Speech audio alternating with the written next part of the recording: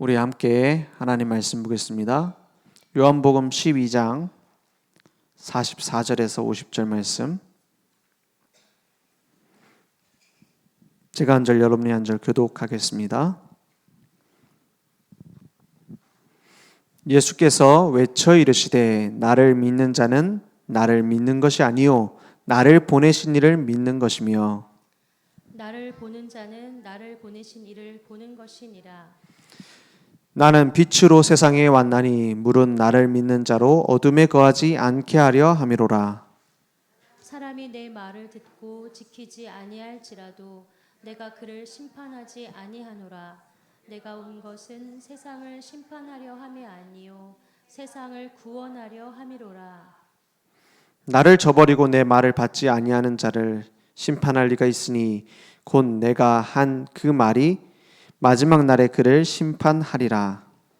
내가 내 자의로 말한 것이 아니요 나를 보내신 아버지께서 내가 말할 것과 이를 것을 친히 명령하여 주셨으니.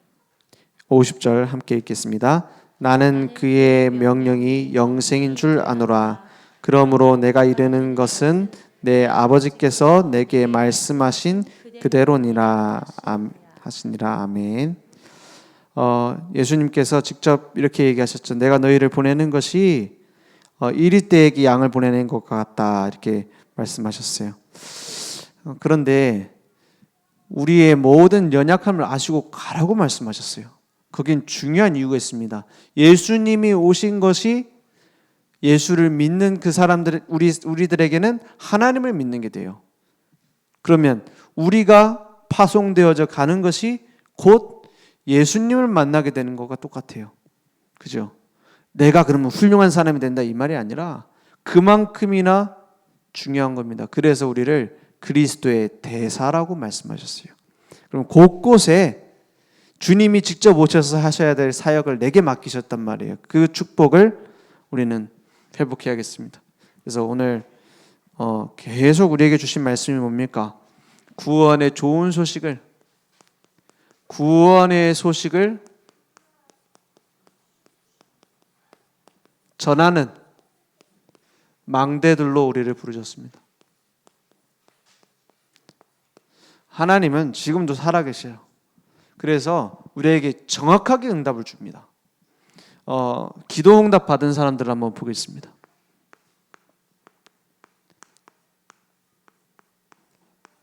어떤 사람들이 기도 응답을 받았습니까? 한번 확인해 보겠습니다. 요셉 같은 사람, 분명히 기도 응답 받은 사람이죠. 그런데 우리 렘넌트 7명이 다 기도 응답 받은 사람들이에요. 그런데 요셉이 원하는 대로 된 건 하나도 없어요. 기도 응답이 특이하죠. 요셉이 원하는 대로 되는 게 없어요. 형들하고 화해하려고 기도했겠습니까? 안 했겠습니까? 엄마가 일찍 돌아가셨으니까 거기에 대한 상처, 기도 제목이 있었겠죠. 그런데 형들은 요셉을 팔아버립니다. 노예로 갑니다. 하나님은 육신적으로 요셉이 원하는 대로 안 해줘요. 그래서 요셉이 어디로 가요? 기도 응답 받아서 노예로 갑니다. 어떻게 되는 게 응답이죠? 우리가 봤을 때 많은 사람들은 이렇게 생각할 겁니다. 내가 직접 겪으면 이렇게 생각할 거예요. 내 기도해서 해방받아야겠다. 기도해서 풀려나서 집에 돌아가야겠다. 그죠? 그런데 그렇게 돼요? 안 됩니다. 하나님의 계획은 그 노예 생활 속에 함께하는 거예요. 그래서 가정 총무까지 됩니다. 인정받습니다. 사람들은 또 그게 응답이라고 생각할 수 있어요. 그런데 누명을 쓰고 억울하게 어디로 가요? 감옥으로 갑니다. 감옥에서 요셉은 원하는 기도 제목이 있었어요. 뭐냐? 풀려나는 겁니다. 술 맡은 간원장, 떡 맡은 간원장 꿈 해석해주고 자기를 기억해달라 하잖아요. 그런데 요셉을 어떻게 해요? 잊었더라. 잊어버려요. 그래서 10년 넘도록 감옥에 갇힙니다. 응답 못 받았습니까? 아니요. 요셉이 총리가 될 나이까지 가만히 계셨어요. 기다리셨어요. 그리고 나서 애굽 왕에게 꿈을 줍니다. 그 시달리는 애굽 왕이 막 이 사람 저 사람 이거 해결 안 되면 죽인다 하고 막 찾고 있을 때 요셉이 나타나서 답을 줍니다. 총리가 됩니다. 요셉의 생각대로 된 게 아니라니까요. 풀려나길 원했는데, 날 알아달라고 했는데, 기억해달라고 했는데, 나중에 뭐가 돼요? 총리가 돼버려요. 그럼 총리가 되면 응답입니까? 더 중요한 응답이 있습니다. 이 모든 과정 속에 하나님은 요셉을 뭘 만들어요? 그리스도의 증인으로 만들어버렸어요. 노예도, 감옥도, 총리도 응답 아닙니다. 그 자체가 응답이 아니에요. 뭐가 응답입니까? 그 속에 그리스도의 증인. 그리고 요셉의 유언을 보면 알잖아요. 요셉의 마지막 유언이 뭡니까? 애굽 최고 신하로서 묻히는 것이 아니라 내가 죽거든 맹세해라. 내 해골을 짊어지고 출애굽해갖고 저 이스라엘 땅으로 돌아갈 때 메고 가라. 가나안 땅으로. 왜냐? 메시아 오실 땅. 요셉의 중심 마음속에 늘 뭐가 있냐? 가나안 땅이 아닙니다. 고향 땅을 말하는 게 아니에요. 그리스도, 그분이 오실 땅. 그곳으로 나의 해골을 짊어지고 가도록 맹세해라 했어요. 요셉은 어디 있어도 그리스도의 증인, 기도 응답 받은 자. 그죠? 모세는 굉장한 지위를 가졌어요. 왕궁에 들어갔잖아요. 왕궁에서 세상 공부를 했습니다. 그러니까 요셉이 원하는 건 늘 우리 히브리 민족 이거 살려야 되는데, 이거 노예에서 해방받아야 되는데 너무 시달리고 있는데 그거를 원했어요. 그런데 돼요? 안 됩니다. 왜 안 돼요? 살인 그런 일을 위해서 막 마음 쓰고 노력하고 하다 보니까 사람을 죽여서 도망자 신세가 돼서 쫓겨납니다. 40년 무응답이에요. 우리가 기도했는데 40년 동안 응답 못 받은 거 계십니까 혹시? 잊었죠. 그 정도 지날 동안 기도하면 잊어버립니다. 그죠? 그 잊어버렸을 때 온다니까요. 모세한테. 어디에다 부르셨어요? 모세를 완전히 힘을 다 빼놓고 호렙산으로 부릅니다. 거기서 떨기나무 가운데 떨기나무에 불 붙은 그 가운데의 음성으로 말씀하시잖아요. 모세는 이해 못했어요. 나에게 이스라엘 민족을 해방시키러 가라는 거예요. 지금 노인 다 됐는데 힘 없는데 왜 왕자일 때는 안 하고, 그죠? 그 호렙산의 중요한 응답 속에서 하나님은 어떻게 하셨죠? 끝까지 못 간다는 모세, 너 안 그러면 죽인다 이런 식으로 해갖고 보냈어요. 그렇죠? 그래야 갔더니 뭐가 기다리고 있어요? 풀어달라고 하니까는 승승장구하는 게 아니라 10번의 격렬한 반대를 만납니다. 그죠? 10번이나 반대했다니까요. 우리로 치면 10번 박살 낸 거지. 지금으로 치면 10번의 재앙을 한 거죠. 그런데 모세 입장에서는 답답할 수 있어요. 큰 재앙이 막 날강 피로 바뀌고 막 뭐 개구리 막 온갖 재앙, 해가 깜깜해지고 막 그런 일들 다 일어나는데 끝까지 안 된다는 거예요. 그 속에서 하나님이 준비하신 것은 10가지 재앙이었습니다. 마지막 6월절 어린 양의 피 바를 때 끝났어요.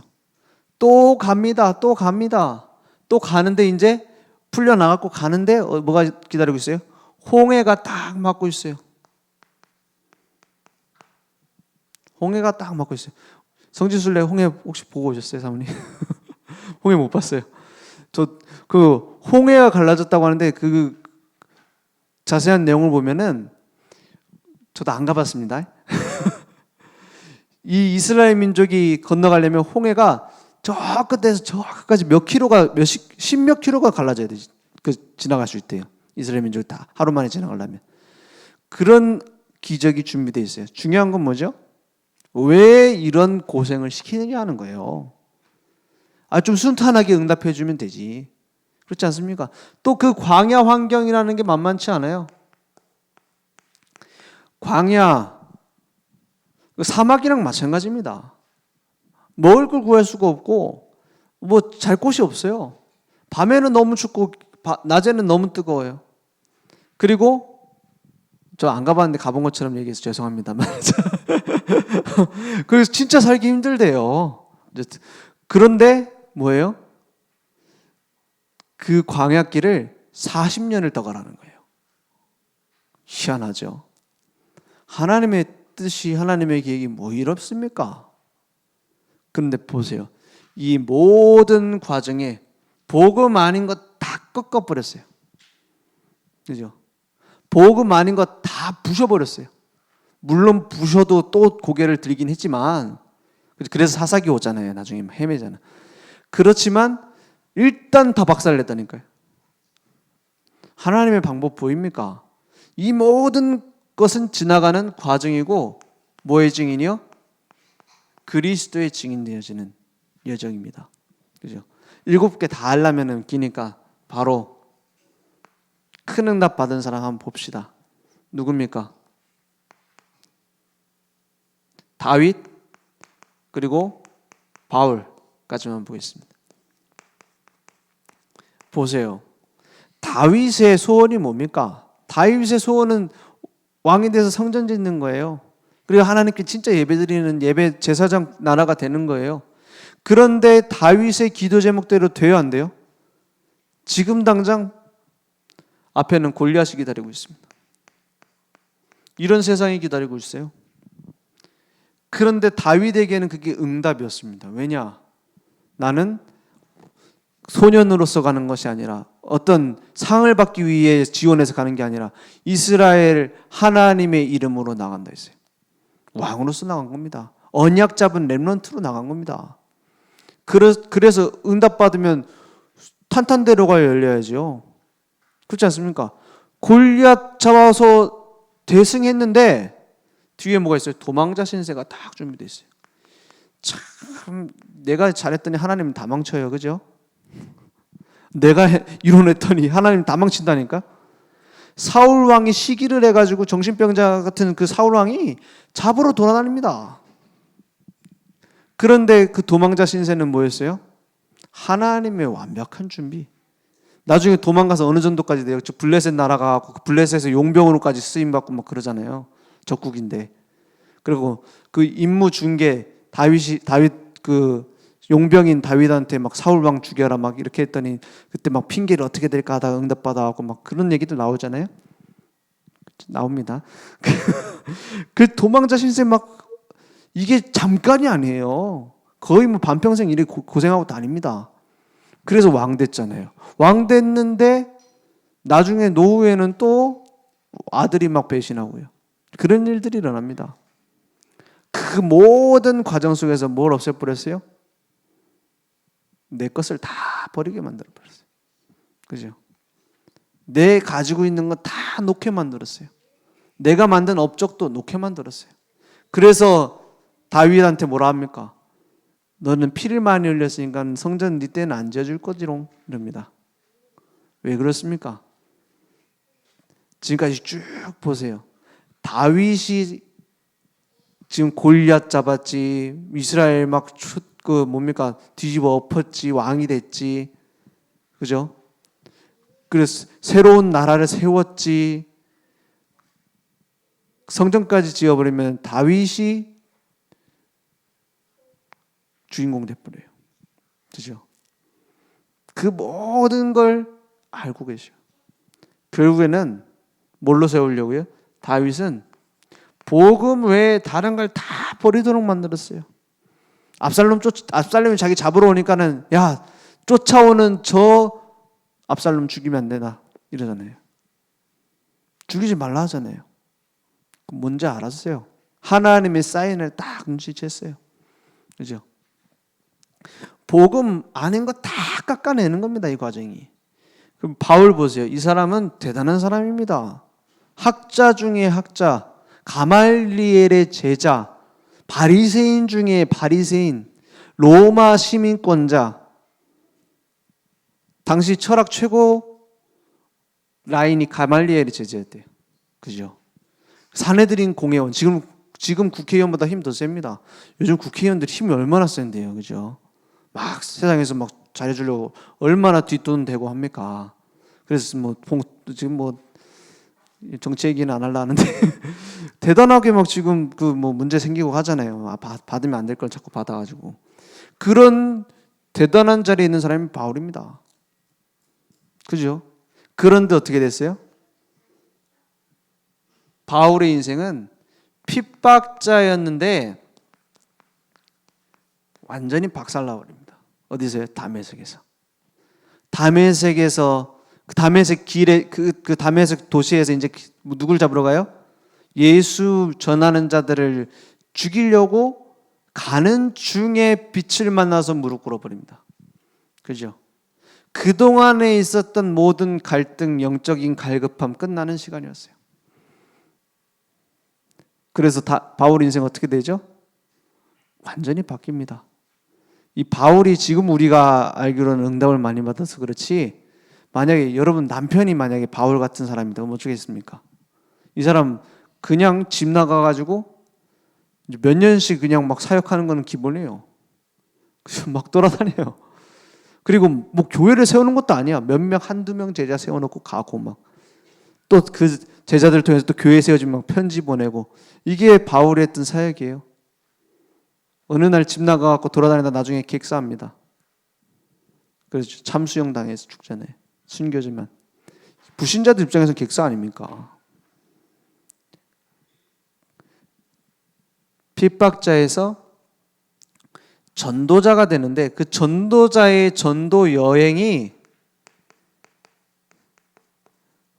말이 여행이죠. 여행 아닙니다. 이거는 완전 도망자지.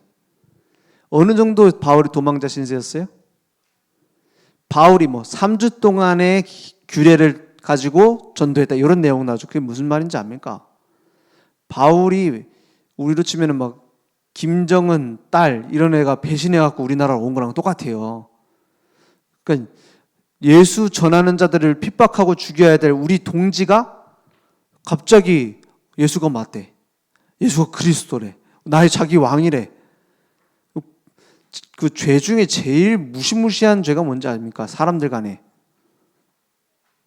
사람들은 이거는 아무도 못 막습니다. 무슨 죄? 괘씸죄입니다. 괘씸죄. 괘씸죄는요, 증거도 필요 없어요. 괘씸죄는 증거도 필요 없습니다. 반성도 소용없어요. 반성하면 뭐라 그러죠? 그거는 진정성 있는 반성이 아니다 이러잖아. 괘씸죄는 무서운 거예요. 바울의 죄는 뭡니까? 괘씸죄입니다. 어느 정도냐? 바울을 죽이려고 결사대가 꾸려졌어요. 죽이려고. 도시락 싸고 다니면서 후원금 받아가면서 바울 죽이겠다는 거예요. 그런 사람들이 쫓아와가지고 데살로니크 지역에 교회 세우려니까는 불량배들 동원해갖고 막 바울을 죽이려고 막 바울을 소동을 일으키고, 루스드라에서는 바울이 복음 전하고 있으니까는 그 나중에는 죽었는 줄 알고 그 핍박하는 사람들이 와가지고 바울을 때려가지고 죽었는 줄 알고 시체인 줄 알고 성 밖에 내버리고, 그게 다 그 핍박자들이 따라다니면서 일어나는 일들이에요. 그래서 그 두드려 맞은 이후로는 조금 더 잘 피해 다니잖아요, 바울이. 그럼 돌 피해 다니고 막 매를 피해 다니고 칼 피해 다니고. 바울의 인생입니다. 평안과는 거리가 멀어 보이죠. 그런데 이 사람들의 특징, 가장 평안했어요. 그죠? 무시무시한 것들이 기다리고 있죠. 가장 감사했어요. 왜냐? 모든 과정, 모든 결과 그리스도의 증인 되어지는 겁니다. 그걸 알았어요. 그래서 바울은 심지어는 요 속에서 질병까지 있었다니까요. 바울이 어떤 질병을 앓고 있었느냐, 학자들이 이제 추정을 합니다. 바울의 서신서나 이런 역사 기록을 가지고 주로 말하는 게 간질 발작을 했을 것이다, 이렇게 말해요. 그리고 눈이 잘 안 보이는 안질이 있었을 것이다. 그리고 기타 등등 이런 저런 병들이 있었을 것이다. 몸이 굉장히 안 좋았을 거래요. 그러면 우리는 맨날 뭐라 하죠? 내 이 간질만 좀 해결되면. 그래서 바울이 어떻게 합니까? 기도하잖아요. 고쳐달라고 기도하는데 뭘 체험합니까?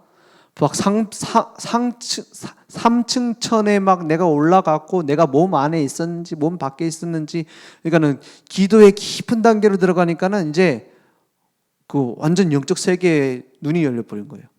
그래가지고 막 내가 몸 안에 밖에 있었는지 밖에 있었는지 모르겠다 막 깊은 단계로 깊은 호흡 했겠죠. 호흡 기도했겠죠. 그러다가 체험을 했는데 그때 들리는 음성이 뭐였냐? 네 은혜가 네게 족하다 이랬어요. 그죠? 그 말은 무슨 말이죠? 안 고쳐줄 거지롱 이 말이에요. 하나님이 안 고쳐줄 거래. 그 뒤로는 그거 갖고 기도 안 합니다. 왜냐?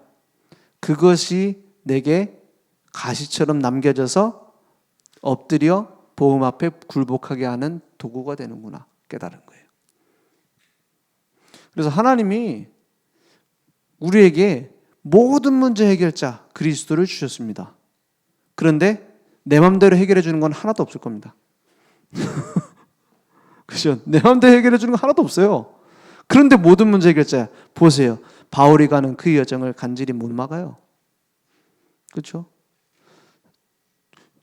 요 모세가 진다는 자기의 문제는 내 신분이 뭐냐는 거예요. 내가 누군데 갑니까? 그리고 나는 말도 잘 못합니까? 그것 때문에 하나님의 역사가 막힌 적이 단 한 번도 없습니다.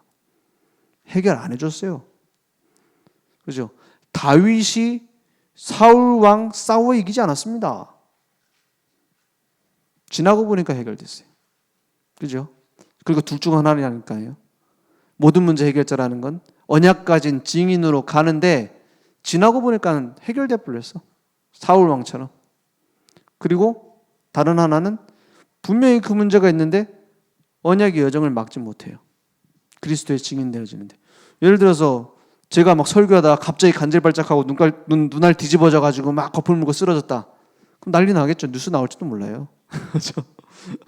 그렇지 않겠습니까? 바울이 실제로 그랬대요. 말씀 전하다가. 그런데 그게 오히려 약할 때 더 강함이라 했어요. 하나님이 더 능력으로 역사하신다 했어요. 그러니까 해결 안 돼도 괜찮죠 이제? 그렇죠? 내가 하고 있는 그 기도 더 정확하게 하나님 준비했어요. 그게 기도 응답입니다. 기도 응답 중에 응답은 하나님의 손에 붙잡힌 거예요.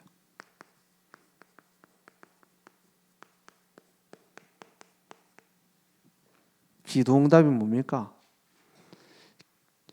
솔직히 기도 좀 많이 한 사람들 골랐습니다. 그죠? 기도 응답이 뭡니까? 하나님의 손에 잡히는 거예요.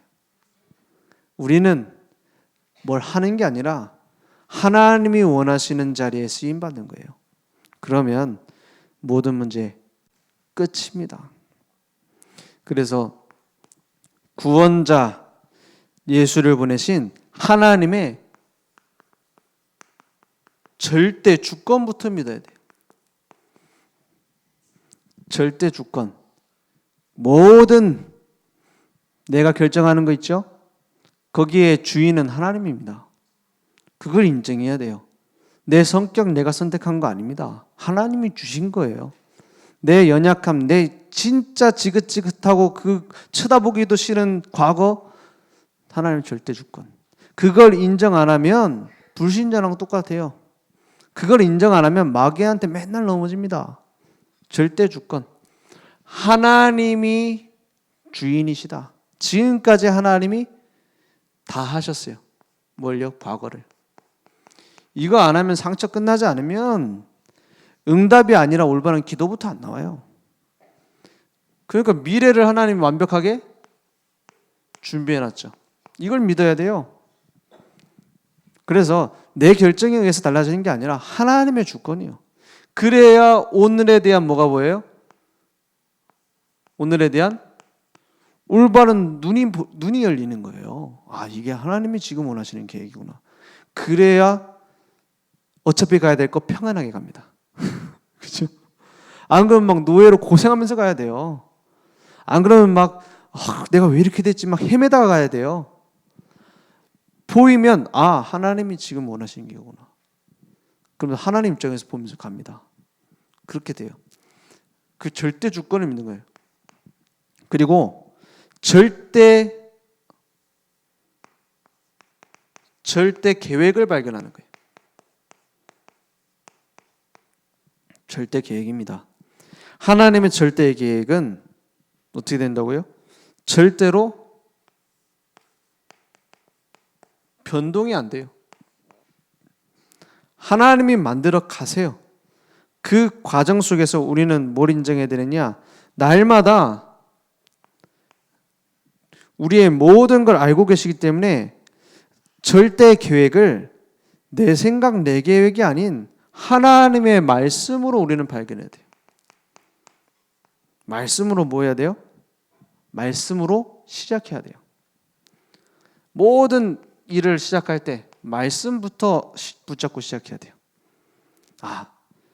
예를 들어 내가 교회 일을 한다. 거기에 하나님이 원하시는 말씀이 뭘까? 이걸 찾아야 돼요. 무작정 이렇게 하면 좋겠지, 저렇게 하면 좋겠지. 나중에 보면 의미 없어져 버려요. 그러니까 어떻게 진행합니까? 말씀 붙잡고 기도로 진행하는 겁니다. 이게 우리 성령 인도 받는다 했을 때 그럴 때 있잖아요. 아무래도 계속 막혀. 아무래도 계속 막힌단 말이에요. 그런데 어떨 때 보면은 8번이나 재앙이 일어나는데 출애굽이 안 돼. 그러면 우리는 어떻게 생각하죠? 어떻게 생각하죠? 성령 인도가 아닌가 보다. 이럴 수도 있어요.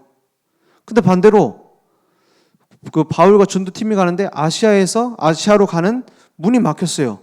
근데 기도하다가 막 여러 가지 길로 가려고 하다가 안 돼가지고 드로아에 모여서 기도하고 있다가 우리가 마게도냐로 가라는 하나님 뜻이구나 하고 턴합니다.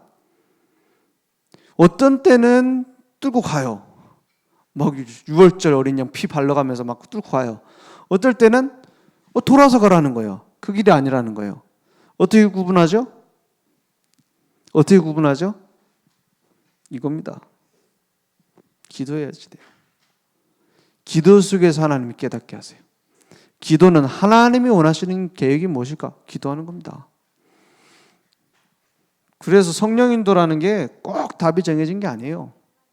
말씀 붙잡고 시작하면 하나님이 기도로 진행해서 바꾸세요. 어떨 때는 끝까지 기다리는 게 하나님 뜻일 때도 있어요. 어떨 때는 빨리 턴해가지고 딱 새로 시작해야 될 때도 있어요.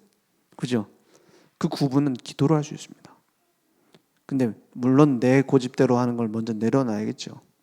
그래서 결국에는 전도 운동으로 하나님은 그 결론을 내게 만드는 겁니다. 우리 증인으로. 말씀으로 시작해서 우리 모든 과정을 작품으로 만드는 거예요. 그러면 제일 중요한 게 뭡니까? 시작부터 중요해요. 시작을 올바로 하는 게 반이 아니면 전부입니다, 사실은. 시작이 반이라고 하는데 반은 하나님이 하실 거니까 그럼 다 된 거잖아. 그렇죠? 하나님이 지금도 이루고 계세요.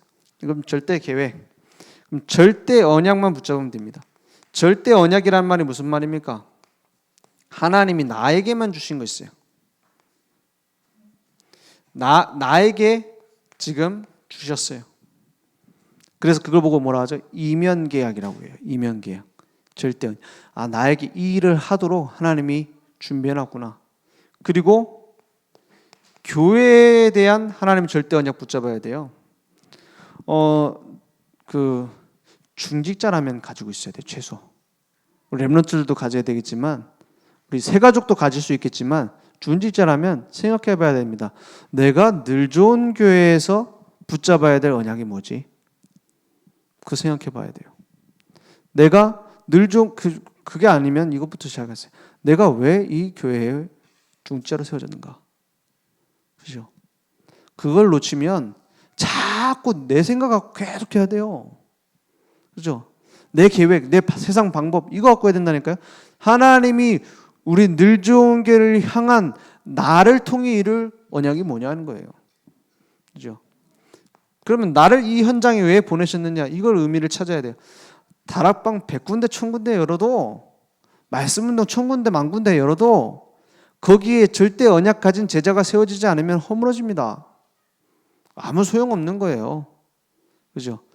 그 예전에 전도 캠프 하면은 목사님 류광수 목사님 보고를 하면은 그렇게 반응을 하신대요. 뭐라 하냐? 뭐 이렇게 사역을 했고 뭐 다락방 몇 군데, 지교회 몇 군데 이렇게 일을 열었다 하면은 끄덕끄덕은 하시는데 안 듣는데 반응을 안 한대. 근데 딱 듣고 캐치하고 질문하는 게 있대. 뭐냐? 우리가 주로 봤을 때 별로 안 중요한 거 있잖아요. 그 지역에 캠프를 하는데 어떤 세 가족이 이곳에서 지속적으로 전도운동 해야 되겠다라고 결단을 했다. 이런 말을 들으면 거기에 대한 질문을 하신대. 그 사람이 누구고 직업이 뭐고 이런 질문을 한다는 거예요. 무슨 말입니까? 우리가 생각했을 때 뭐 열매는 없었지만 내가 여기서 계속 전도운동 해야겠다. 이게 낫습니까? 1000명 영접하고 10,000명 영접하고 이게 중요합니까? 나중에 결과를 보면 알아요. 그죠? 그래서 캠프할 때 제일 중요한 거, 전도할 때 제일 중요한 게 뭐냐? 언약을 붙잡는 사람이 있는가 없는가가 중요해요. 그게 답니다. 나중에 보면은 나타나요. 그래서 중요한 걸 안 중요하게 생각하고 안 중요한 걸 중요하게 생각하면은 사실은 그만큼 손해죠. 절대 언약 붙잡은 자. 그리고 절대 여정을 걸어가는 겁니다. 그러니까 어떤 방해가 있어도 괜찮아요. 어떤 문제가 생겨도 괜찮아요. 절대 여정을 안 가는 사람은 나랑 안 맞는 주장만 해도 그것 때문에 못 견뎌요. 그죠? 절대 여정을 가는 사람은 반대하는 사람, 안 맞는 사람, 원수 같은 사람 내버려 두러 갑니다. 왜냐? 절대 여정을 가야 되니까. 그럼 시작도 못 한다니까요. 절대 여정이 뭔지 모르는 사람. 그러니까 수용할 수 있는 거예요. 수용할 수 있어요. 오직 얘기하면서 수용 못하는 것은 이걸 안 가서 그래요. 절대 여정. 지금 내가 지금 무슨 전도운동 속에 있어야 될 것인가? 그걸 발견하는 거예요. 내가 지금 하나님께 어디에 쓰임 받아야 될 것인가? 그걸 가진 사람은 수용할 수 있다니까요. 그리고 이해할 수 있어요. 이해하고 수용하고 초월할 수 있습니다. 오히려 도와주게 돼요. 저는 그렇게 생각합니다. 저는 지금 솔직히 저를 미워하는 분이 있을 수도 있다고 생각해요. 늘 좋은 교회에서. 모르겠습니다. 누군지. 혹시 찔리시는 분은 손 들어주세요. 저를 미워하는 사람이 있을지는 모르겠어요. 왜? 모자라니까. 그렇잖아요. 부족한 부분이 많으니까요. 그렇습니다. 그렇죠? 모자란 부분이 많죠? 예, 웃잖아요. 봐봐요. 그런데 저는 양심적으로 지금까지도 그렇고 늘 좋은 교회에서도 그렇고 한 번도 우리 성도 중에 싫어하는 사람 없습니다. 동료 부교역자나 막 문제 생긴 적 많거든요. 싫어한 적 없습니다. 저희 아내한테 물어보면 알아요.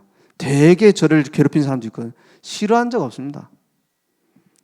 오히려 보면 반가워요. 그러니까 좀 적응 안 되지 상대방은. 그렇죠. 원수로 생각할 수도 있는데 나를. 그렇잖아요. 저는 오히려 반갑더라고 다. 왜 그러냐? 성격이 좋은 게 아니면 성격 되게 나빠요.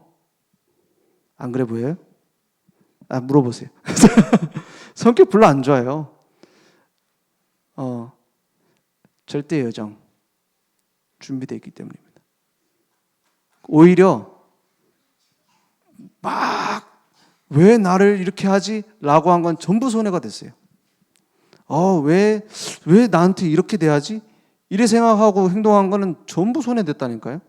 그런데 여기 이게 하나님 뜻이었구나. 계획이구나. 나중에 보면 알아요.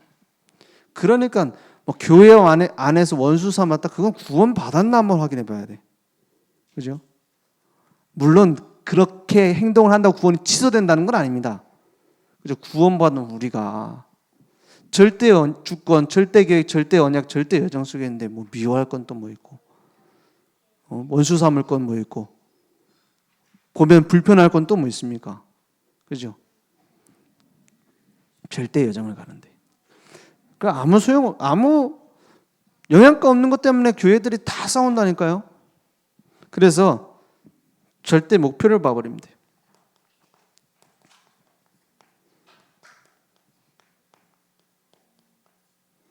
절대 목표를 보면 어떻게 돼요? 반드시 이루어집니다. 왜냐? 하나님이 하려고 하는 거니까. 그래서 응답이 오는 게 아니라 응답의 자리에 가게 돼요. 그죠? 이 사람들 응답 받은 게 있습니까? 아마 기도한 그대로 응답 받는다? 없습니다. 응답의 자리로 가버렸어. 한 명도 빠짐없이 기도의 사람. 오늘 지금까지는 그랬어도 그러려니 할게요. 앞으로는 문제 가지고 하루 이상 고민하지 마요. 아니, 내가 잘못된 걸 어떻게 고칠까 이런 고민을 해도 되겠죠. 그죠? 하나님 뜻이 뭘까 이런 고민은 맨날 해도 됩니다. 그죠? 진짜 하나님 원하시는 선교지가 어디지? 이런 고민은 평생 해도 돼요. 그런데 이 인간이 왜 이러지? 이런 고민하지 마요. 그죠? 이해할 수가 없다. 그런 생각은 하지 마요. 왜냐? 나중에 보면 그 꼴이 우스워요. 내가 자신이 봤을 때. 응답받고 나니까 아니거든. 그죠? 내가 가지고 있는 각인 뿌리 체질이 얼마나 틀린 데가 있었는지 나중에 보면은 부끄럽단 말이에요. 그렇지 않습니까? 그래서 요즘 아이들이 SNS 하는 거 저는 좀 몇 세 이상 제한을 걸었으면 좋겠어요. 왜냐 나중에 보면 흑역사 많이 남거든. 너무 이상한 거 올리고 그래서 틱톡 애들 망친다고 뭐 요즘 막 얘기 많던데 그렇습니다. 그게 신앙생활 마찬가지예요. 지금 막 지지고 볶고 이렇게 했던 건 나중에 천국 가서 보면 웃기다니까요. 그죠? 아니 갈 필요도 없어. 중요한 내가 병에 딱 걸렸다. 생각 되짚어 보면 웃기다니까. 그런 고백 많이 해요. 내가 왜 이렇게 허비하며 살았을까? 이 속에 들어가는 거예요. 각인이 그렇게 중요합니다. 각인된 대로 평생 가요. 그래서 다른 상처 각인시키지 마세요. 제 각인하면은 생각나는 게 있어요. 제가 결혼을 했는데 얼마 안 됐을 때인데 삶은 달걀을 초장을 찍어 먹는다는 거예요. 그래가지고 얘기했었나 그죠? 나는 그럴 수는 없다. 이해가 안 돼. 이해가 안 돼. 어떻게 그러냐? 소금 찍어 먹어야지. 그런데 초장 찍어 먹으면 맛있다는 거예요. 그래서 지금 먹으라고 하면은 좀 꺾여갖고 먹을 텐데 그때는 안 먹는다고 했어. 그죠? 안 먹고 이상하다. 근데 먹어보니까는 맛있더라고요. 해보세요. 한번 집에 가서 초장 찍어 먹어보라니까. 원리가 뭔가 생각을 했어. 먹으면서 이게 떡볶이 국물에 찍어 먹는 그런 원리 아닌가. 가지고 있는 생각이 얼마나 단단한지요. 각인이에요. 그럼 평생 그것 때문에 스스로 넘어져 봅니다. 그래서 어디는 또 감자를 설탕을 찍어 먹고 어디는 또 소금을 찍어 먹고 강원도는 고추장을 찍어 먹는데요. 그것도 맛있대 또 그게. 다 각각 달라요. 그리고 어떻게 그거를 고추장에 찍어 먹냐? 이해 못할 수 있어요. 그게 내 생각이에요. 무엇으로 각인되어 있는가? 그게 평생 갑니다. 평생 간다니까요.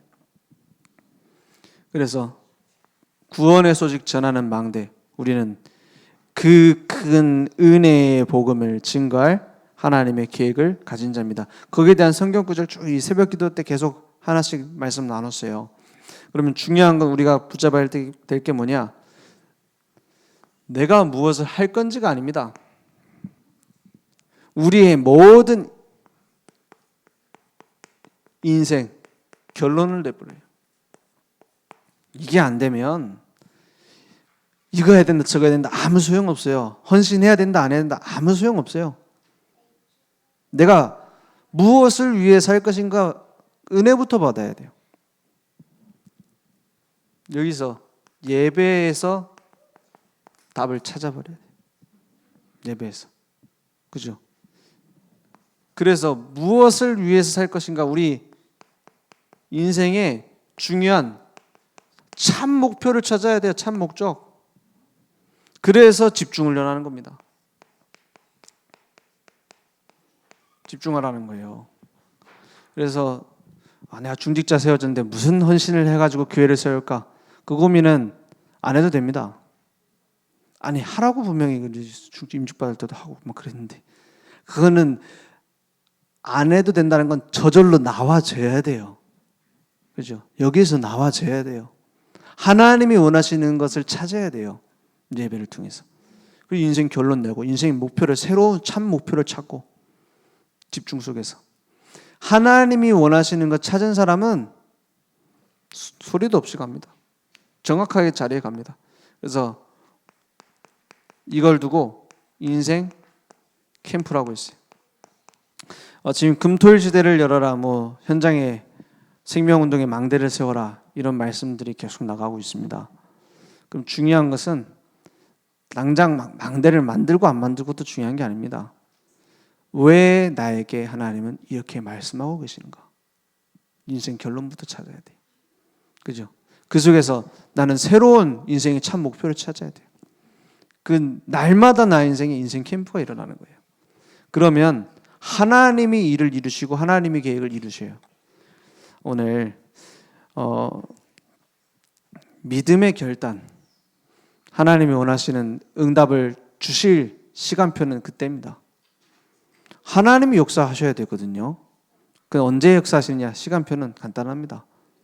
믿음의 결단. 오늘 주님 앞에 다 내려놓는 거예요. 그리고 주님의 것을 붙잡는 겁니다. 기도하겠습니다.